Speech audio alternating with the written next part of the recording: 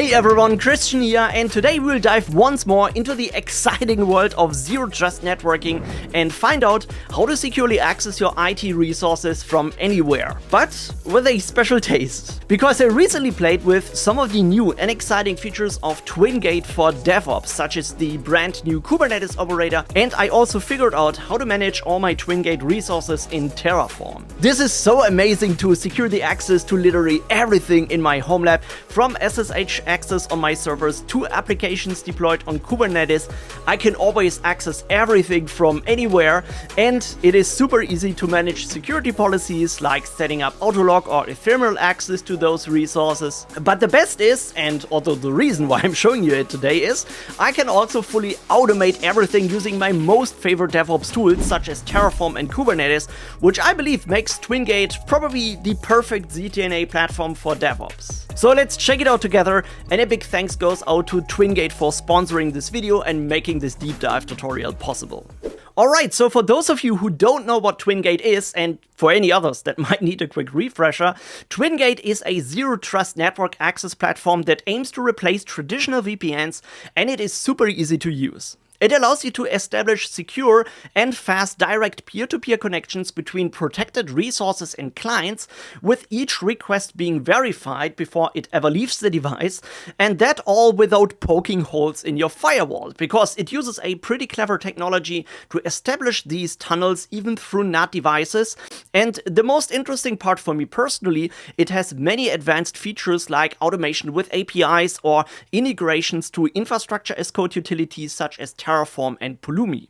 Now, in my first video about Twingate, I've already covered some of these underlying technologies and concepts of Zero Trust and explained why this is so much better than using traditional VPNs, and we've also installed the Twingate controller using Docker and configured a couple of remote access policies to my servers and applications using the super easy and intuitive web interface of Twingate. By the way, if you want to check this out, you will find a link in the description box down below.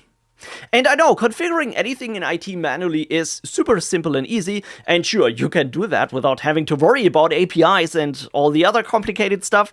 But of course, as we dive more and more into this interesting DevOps space and using container orchestration or CI/CD pipelines, there are valuable use cases where you just might want to integrate the Twingate resource creation and management into other tools. And that is exactly why Twingate has built some really great tools and features around this, making the integration easier for us, foremost their new development of their own Kubernetes operator.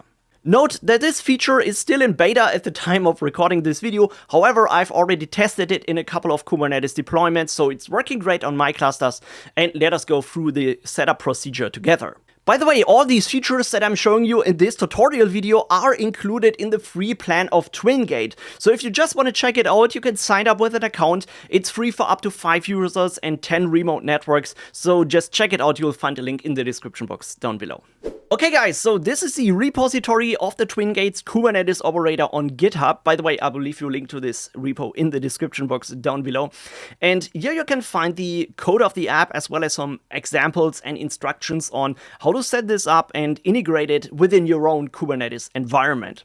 And to just demonstrate how this is working, you can see I've created a demo Kubernetes cluster on-premise behind my NAT firewall. So if you want to get access to some of the deployments and apps in Kubernetes, you might know that Kubernetes creates service objects with a cluster IP. So this is a private IP address just for the internal network of the Kubernetes cluster. And if you want to get access from outside to those service applications, you would typically have to create load balancer objects and get a public IP address. And because I'm running this cluster behind my NAT firewall, I would also have to deal with firewall rules that I need to create. And this is just a perfect use case to integrate the Kubernetes operator of Twingate, because then I can natively connect all these service objects with the Twingate's secure network. You first need to install the Twingate's Kubernetes operator onto your cluster and then start managing those resources in Kubernetes manifests. It's super easy and simple. Let us just go through this together. And here on this GitHub repo, if you scroll down to the installation part, you will find some prerequisites as well as installation instructions.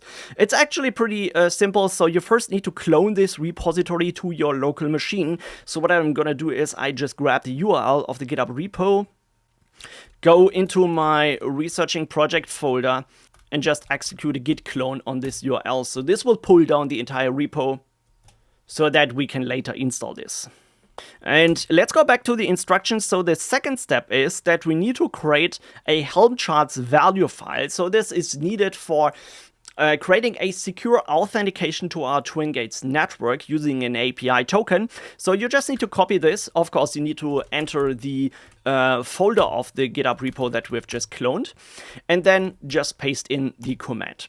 So let us just open this folder in VS Code so we can better edit this. And if you go to the deploy folder, Twingate Operator, you should now have a values.local.yaml file, which is grayed out here, so you can see it's included in the git ignore files and it's not synchronized with the GitHub repository. And this is exactly where you can put in your API token and your network configuration and so on. Let me also show you how to create this. So first of all, I need to authenticate to my Twingate network. So just open the URL of your Twingate account and sign in. And as you should know from my other videos, this is the interface where you can manage and create all your resources, your devices, create users, groups, and so on. And first we need to generate the API token. So let's go to Settings, API. And let's generate a new token just for this cluster. So I'm just going to call this Twingate Operator Demo 1 underscore token, for example. It's important to set the permission level to read, write, and provision. So this is needed because we want to deploy a new Twingate connector that will connect our clients from outside to the internal Kubernetes cluster. So that's why we need to set those permission levels. And you could also enter an allowed IP address range if you're connecting this from an internal network with a static IP and so on. But I think it's just fine to use it this way. And this is our generated token, so make sure to copy this and store it in a secure location, because if you close that window, it's not going to show you the token again. You would have to generate a new one. And then let's go back to the values file. I'm just going to uncomment this line here, API key, and that's where you put in your token value. Also make sure to remove these curly brackets here, otherwise it's showing you an error in the formatting here. And the next thing that we need to do is to enter our Twingate network, or the network slug that we need to put in this value here. So this can be easily looked up in the Twingate's UI. You just need to go to Twingate, and it's usually the name in front of the .twingate.com. So in my case, CL Creative, which is the name of my Twingate account. And I also need to give it the remote network name. So now it's important, if you're connecting the Kubernetes operator to a new and fresh Kubernetes cluster, you should generate a new network for just this particular cluster and not connect the operator to an existing network. So that's really important. So let's go back to the interface and go to remote networks. As you can see, I've already created two remote networks. So the netprod1 is my regular HomeLab network, so where I've deployed two Twingate connectors, and those connect to my infrastructure resources like my virtual machines that I need to access over SSH and so on. And I've also generated a Twingate Kubernetes operator, deployed it in my production cluster.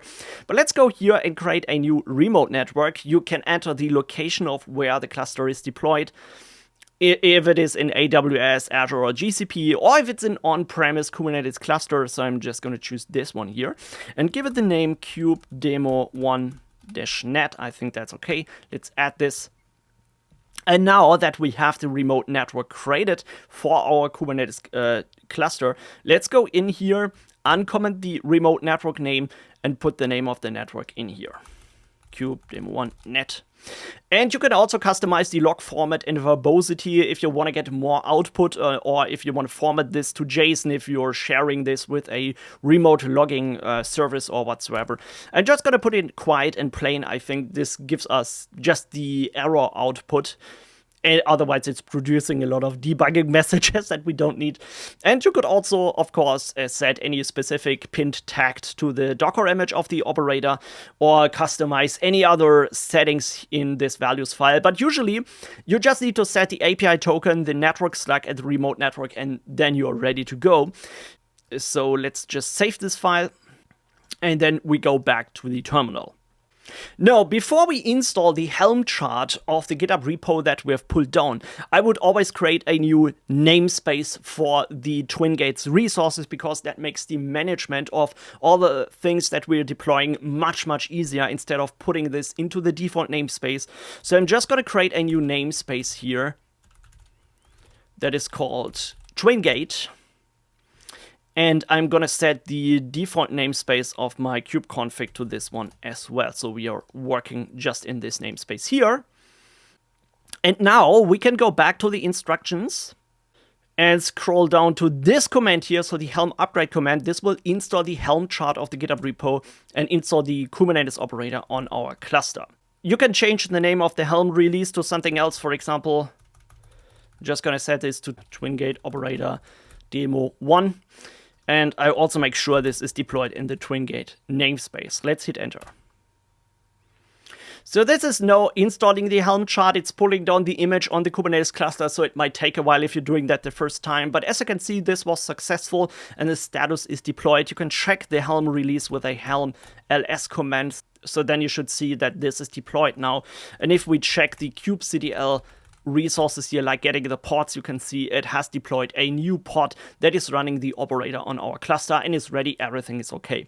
If you're getting errors in here, maybe you have made a mistake with the API token or anything like this, you can check the log files, for example, get the kube events here to see what's going on, or you can also check the logs of this particular pod to see where it's failing. You can see that is now working all. Alright, so now that we have deployed the Kubernetes operator, we can start adding the Twingate connectors to this remote network. So the connectors make sure that there is a connection from the on-premise Kubernetes cluster connected to the remote Twingate's servers, and they are also handling the connectivity and the tunnel establishment between the clients and the target services. And if you've watched my previous Twingate tutorials, you should know that when you create a new remote network, there are automatically two new connectors created, and in the past we would have to go in here and deploy those using Docker or using Helm charts, using any other deployment, infrastructure as code utility, or just manual scripts. We would have to generate an access token and a refresh token, put this into the config and so on. But because we're using the Kubernetes operator, we can simplify the entire deployment of any resources that we need and just define those in Kubernetes manifest. This is super easy and it doesn't require the generation of an access or refresh token. This is all done by the Kubernetes operator. This is really nice. So let's go back in here and delete those connectors that have been created automatically. And now we want to provision a new connector on our cluster. So let's go back to the instructions, because there is a great section about that in the Getting Started guide. So here you will find some templates for those Twingate resources or manifests in Kubernetes. And that will tell you how to deploy a new connector to connect your cluster to Twingate. And because I'm lazy, I will just copy this template and customize it a bit. So let's go back to our terminal and let's go in a different folder in here, because we don't need the Kubernetes operator anymore. And let's generate a new folder for Twingate Kubernetes, for example, and cd into that folder. Let's open it in VS Code. So I'm just going to close this old project here. And here we can create our manifest files. For example, let's create one for the Twingate connector demo 1, for example, .yaml file, and paste in the template. Okay. So now, this template unfortunately has a small mistake here. You can see there's a red highlighting here in the specifications of the image policy, and that is because the image policy always requires a provider, which is not included in the template.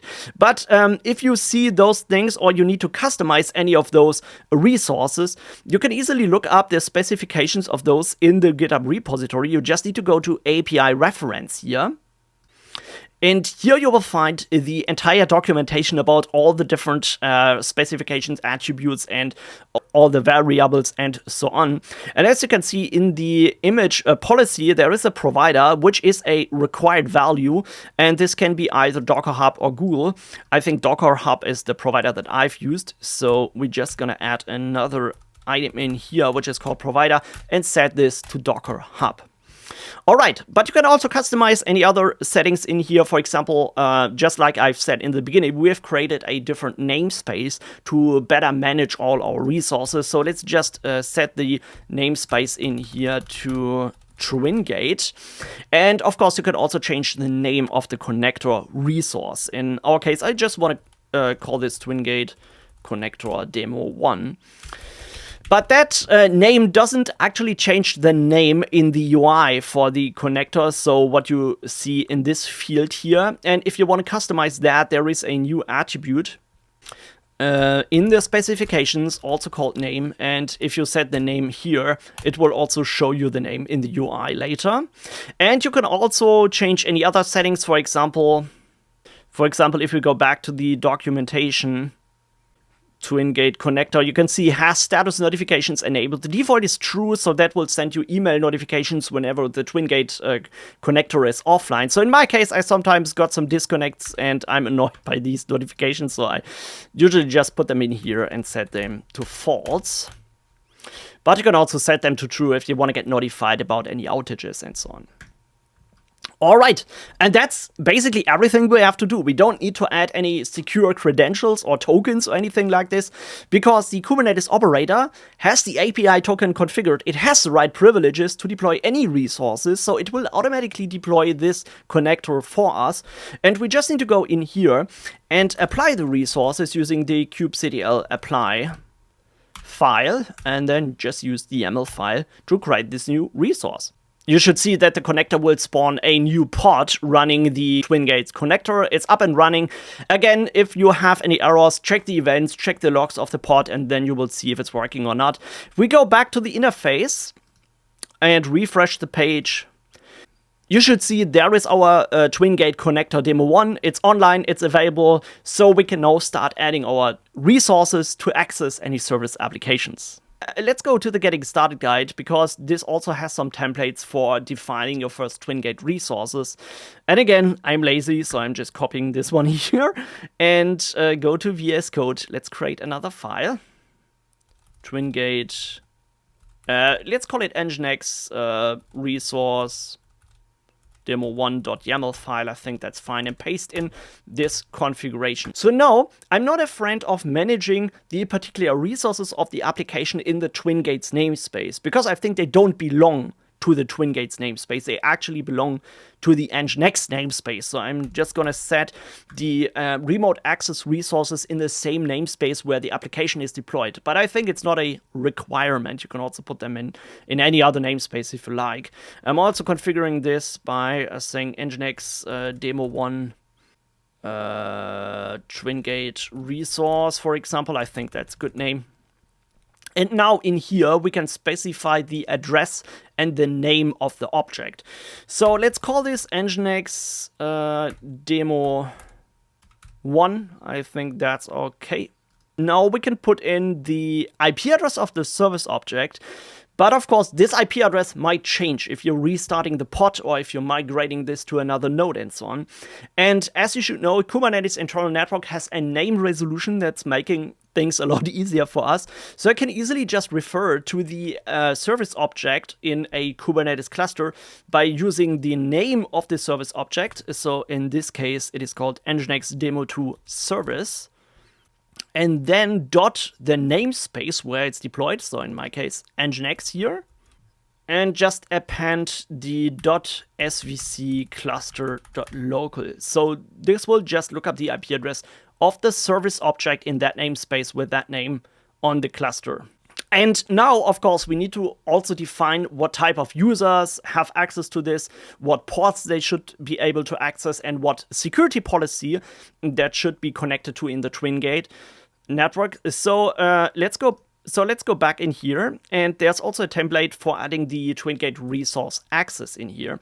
So I'm just gonna add a separator in here and paste it in here. All right, so let's also customize this. Of course, we want to set the same namespace and resource access, and now we need to put in the reference to the particular resource. So in that case, this is the name of the resource object here, and also in which namespace this is located.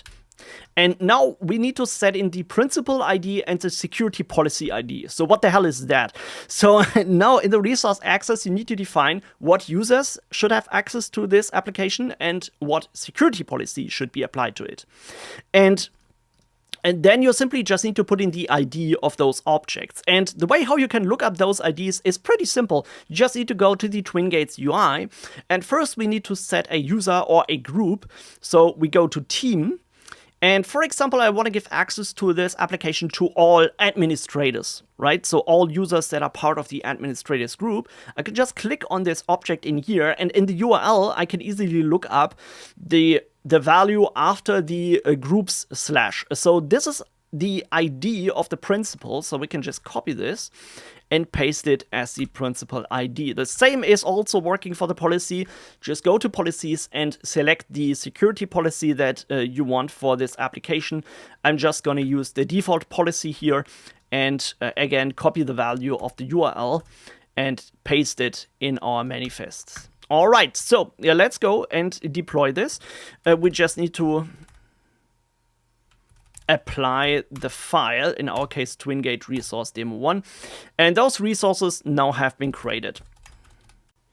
Okay, let me also test if I can access this Nginx web server that is not exposed somewhere on the public internet from just connecting to the Twingate's network. So I'm gonna grab my MacBook, give me a second. So this will simulate a client that is coming from an external network. Okay, so first I'm connecting this MacBook to my phone. So that it is not located in my internal HomeLab network where the Kubernetes cluster is running, and connected to the Twingate network. So now you can see there is a new resource here created called Nginx Demo 2, so just the name that we have defined. And we can simply now copy this address in here. We can use the address or the alias, so the first one is the alias that we have created. And let's open a new web browser, paste in the IP address on the port 8080 and hit enter. So I need to authenticate first, so let's click on this here. So this is part of the security policy that I've created.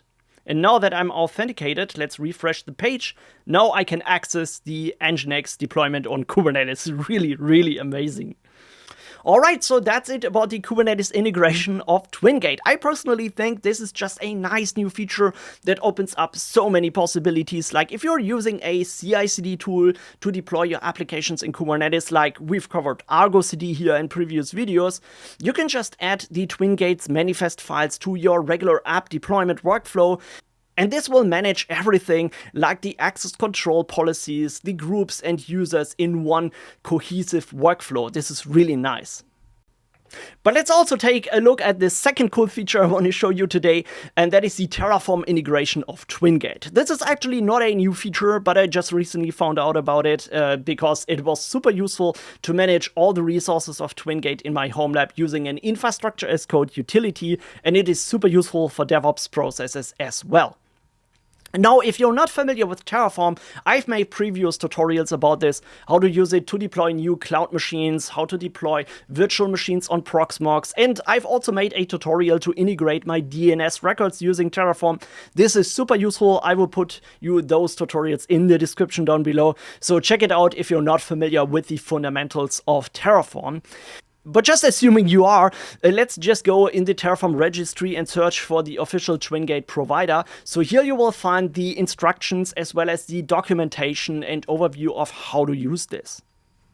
Alright, so let's start by creating a new project directory. So let's go back to the terminal and create a new file.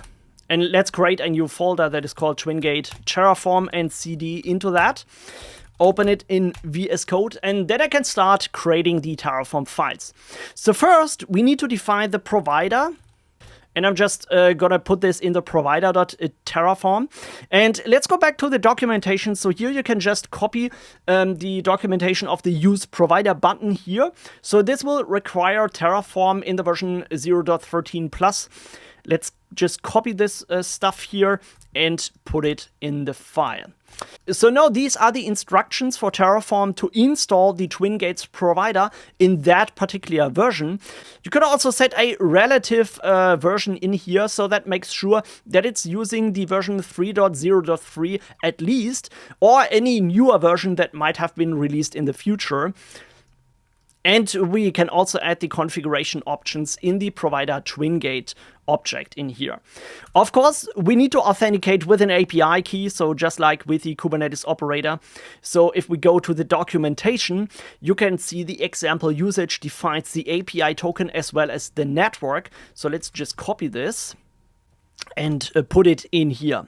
Of course, the API token we need to change with our token that we have generated. So let's go back to Twingate, and I'm just creating a new token just for this Terraform project in here, so I can later delete this. Let's generate this Twingate. Let's just call this Terraform token demo, for example. And we need the permission level read and write. We don't need the provisioning because I'm not planning to deploy the Twingate connector using Terraform. I've already deployed this manually in my HomeLab, so I just need to read and write permissions to create new resources, but not provision a new connector. So I think that is fine here. So I need to sign in again. And now we have generated the token. So, of course, it's not a good idea to put the token as clear text in the Terraform file. So I'm just going to create a new file that I'm calling secrets.auto.tf-var. So this is where you can find Terraform variables. And this file you could exclude from any Git repo and so on. So I'm just going to set the Twingate API token variable to this one here. And in the provider file, we can now reference this variable. Let's create this object first. Variable Twingate API token. And set the type to string. Yeah, the description. I'm just going to copy this. And we can also put the sensitive variable to true. So make sure this is a secret value.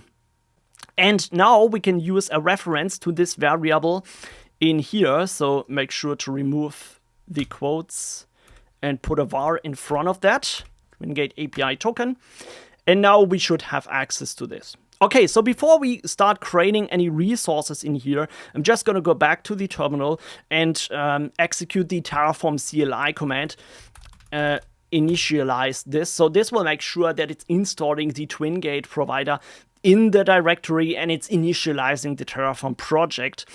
It's also created a Terraform log file, and when I'm applying resources, creates the local state files in this directory. So you should be familiar with that. So that is all managed and handled by Terraform.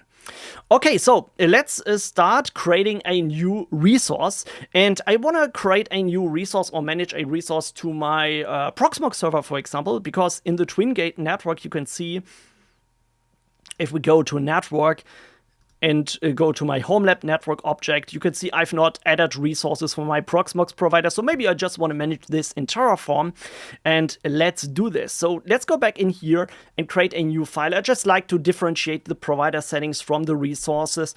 So let's create a resource.tf file. So and go back to the documentation. So this tells us how to create new resources. Again, you can use Terraform to provision new Twingate connectors as well as tokens. So this requires the provision privileges for the API token as well, but you could do that technically. You can also manage users and groups, so you can create new users and groups in Terraform, and also remote networks, anything else that you like. But I personally think it's the most useful to manage the resources, and this is a great example that we can use to create a new resource in Terraform. Now, we don't need all of this stuff here, and because it's quite complicated, let's go through this one by one so you can easily follow how to do this. I'm just going to copy this part here, the resource, for now, and then we are customizing these templates to our needs here. So let's put it in here. And first of all, we should change the name of the resource.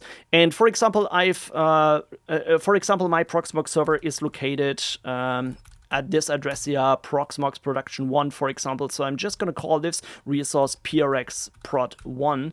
I make sure that in the name of the Terraform objects, I usually avoid to use hyphens and use underscores. I think it's a best practice to use underscores because sometimes there are a few problems that have occurred with using hyphens. I don't know. It's just a bad habit that I have to use hyphens everywhere. But yeah, it is what it is. So here in the name, let's also give this resource a name. So here you can use any name that you like. So I think that's fine here at this attribute. And of course, we need to define the address. So the address is the DNS name of the resource or the IP address, depending on what you want to make accessible in your Twingate network. So in my case, I'm just going to set this to the DNS name of my PRX prod 1 server. And now we need to define the remote network ID and the security policy ID. Now, if you look at the Twingate's Terraform example, you can see that there are a few resources created that are referenced here. For example, the Twingate remote network is the ID of a new AWS network that is created and managed in this Terraform resource.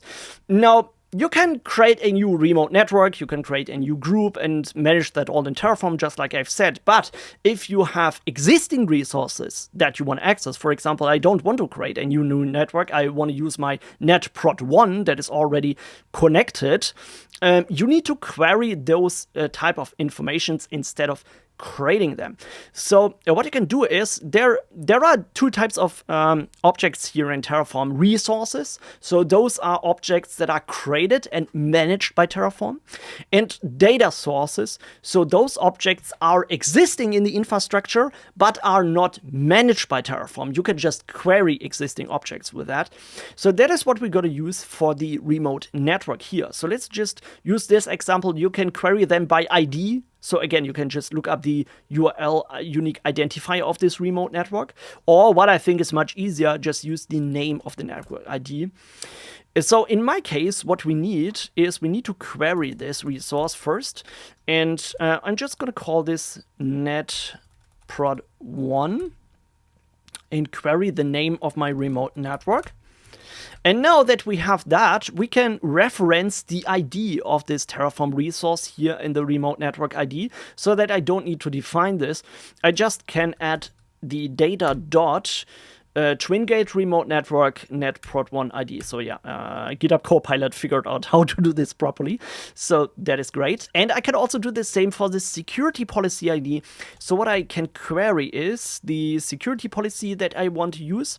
Now I need to use the name again. So let's check this here. And if we go to my Twingate resources, you can see that I have created the default policy and the trusted policy. So I can check anything.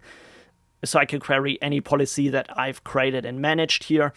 So I'm just going to query the default policy and call this default and change the name in here as well. All right, so now we need to specify what type of protocols, so ports, UDP, TCP ports should be accessible to for this resource. So any other ports are not allowed to access.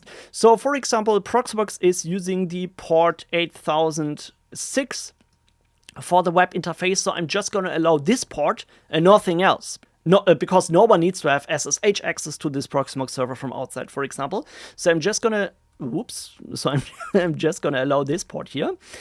And so let's change the protocol's config. I think ICMP protocol is totally fine, so this server can answer ICMP requests, but I think UDP should not be allowed, so I'm just going to remove it from this config. Or what you can do is you can set the policy to deny all. I think it's much clearer when you define that here. And now we can also change the port number and put in the 8006. So just restrict any other ports and allow 8006 for the web UI of Proxmox. And of course, we also need to define what type of users and groups should have access to this. So here I can just change the dynamic access group. So this is an object that allows you to add more than one group to have access to this resource. You can use this as a template and add any other group IDs here, add them to this array, and then Terraform will do a for each loop for each object in this array and set the policy ID to allow access to it. But you can also use it with just one single ID. Now, of course, this is an object that we need to query first again. So let's go back and query groups. You can also query a user ID if you want to give access to a single user. And I'm just gonna query the administrators group. Now we need to use the ID and not the name. So that is a requirement. So let's go into team, groups, administrators, and let's catch the URL or the unique ID of the URL here and put it there. So then the administrators should get access to this resource. Of course, we need to change that here. So administrators dot ID. And we need to change the, we need to put a data in front of that. And the security policy, I also need to change the name to the default object that we have defined here above. So you can also set the usage-based autolog duration and set it to 30 days. That's a new feature in Twingate. It's pretty cool. That allows you to deny access to the resources when the user haven't logged in the last 30 days. So this is perfect for any automation or ephemeral access to share it with any external clients, and you want to autolog them when they're not using the resources anymore. So that is a great security feature. You can also add any other things here. If you go in here and check the resource documentation, you can see what different attributes are possible and what ports you can deny and so on. So let's just add this here, 30 days. I think that is totally fine. Set this resource to active. And I think that is everything that we need. So let's go back to Terraform. And in the Terraform CLI, we can first, before we change anything on the config, we first want to run a plan command. So this will just tell us what is changing and without applying this. Okay, so I think I made a mistake. In the provider settings, I forgot to change the network. Of course, you need to set the network to your network name, otherwise it does not work. And now let's try to execute the plan command again. So now you can see Terraform recognized, oh, there is an object defined in the Terraform files that it's not existing on the Twingate's network. So I need to create this resource first, which is the Twingate resource to the production 1 server. And it's gonna it would apply those, or it would add this resource if we would apply this. So I'm fine with all of these changes. So I'm just gonna call the Terraform apply command with an auto approve because I know that it's gonna work. So let's hit enter. And now it's creating this resource. It already finished because, yeah, it's just one resource that works pretty quickly. And if we refresh the network resources, you should see there is a new resource listed in here, the PRX Production 1 with ICMP allowed, UDP traffic is blocked entirely, and TCP traffic is only allowed on port 8006 and only for the administrators with that particular resource policy and an autolog for 30 days. So that is a very secure configuration for my resource. Let's also quickly check on my Mac if that's working, of course.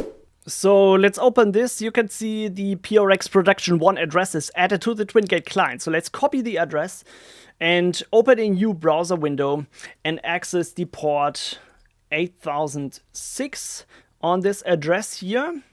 As you can see, I'm not connected to my internal network. And now I got access to my Proxmox server. So let's log in.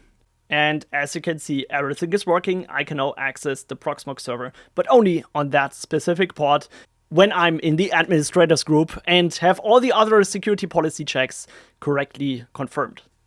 So this is really nice to manage the resource creation of anything else in Twingate in an automated way using Terraform. Let me also show you how I'm doing this in my own HomeLab. So for example, on my production environment, I've created a new Twingate directory in my HomeLab GitHub repository. That is, by the way, totally free for you to check out on my GitHub page, so link in the description.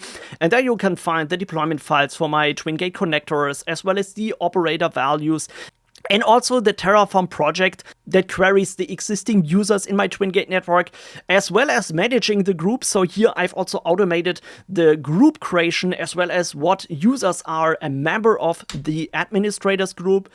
And also I'm managing any other resources like my virtual machines that you have seen in the Twingate UI, like my server production 1, 2, 3, and any other resources I need to access from any client within my Twingate network. And this is really nice to deploy like resources for a couple of different objects, like you can deploy 100 or 200 different resources at once and store the configuration all in one clear code files, which is really nice to better manage and deploy multiple resources in the Twingate's remote network. So really nice features for DevOps. Alright, so that's it about the cool and new exciting features of Twingate for DevOps. I personally think those features make this platform stand out a lot from any other tools, and I can just recommend to check it out yourself. But if you think I've missed something or you like me to cover any other Zero Trust platform in the future, then please leave me a comment down below. And again, a big thanks goes out to Twingate for sponsoring this video, and of course to all of you guys for watching and supporting my other videos. So thanks everybody, I'll catch you in the next one. Take care, bye bye.